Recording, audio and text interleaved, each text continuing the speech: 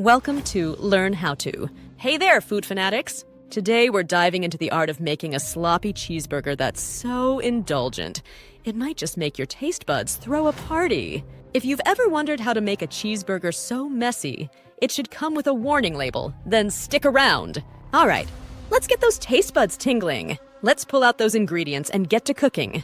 Grab a skillet and heat it up over medium-high heat. Throw in that ground beef and start breaking it up with a spatula. This is where the magic happens, folks. Well, at least I thought, let's see what's next.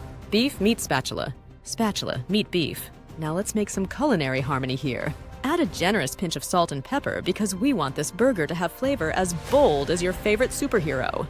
Flavor to the rescue! Once the beef is nicely browned, toss in the diced onion and minced garlic. Let them saute until the onions are translucent and your kitchen smells like an aromatic dream. If you're not getting hungry yet, check your pulse. You might be a robot. Now let's get saucy.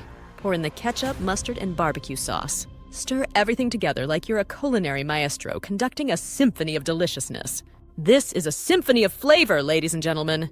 Let the mixture simmer for a few minutes, allowing all those flavors to meld together into one glorious sloppy concoction.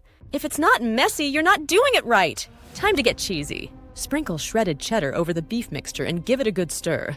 We want that cheese to melt and become one with our sloppy mess. This is the cheesy embrace we've all been waiting for. Once your cheese is beautifully melted, it's time to assemble your burger. Spoon that glorious, gooey mixture onto your hamburger buns. Don't be shy, pile it high. We're making a statement here. If it's not falling apart, you're not doing it right. Top with pickles, lettuce, and tomato if you're feeling fancy. Or just dive in with just the meat and cheese if you want to keep things simple and sloppy. Hope to see you back for more recipes. Now go enjoy that sloppy burger.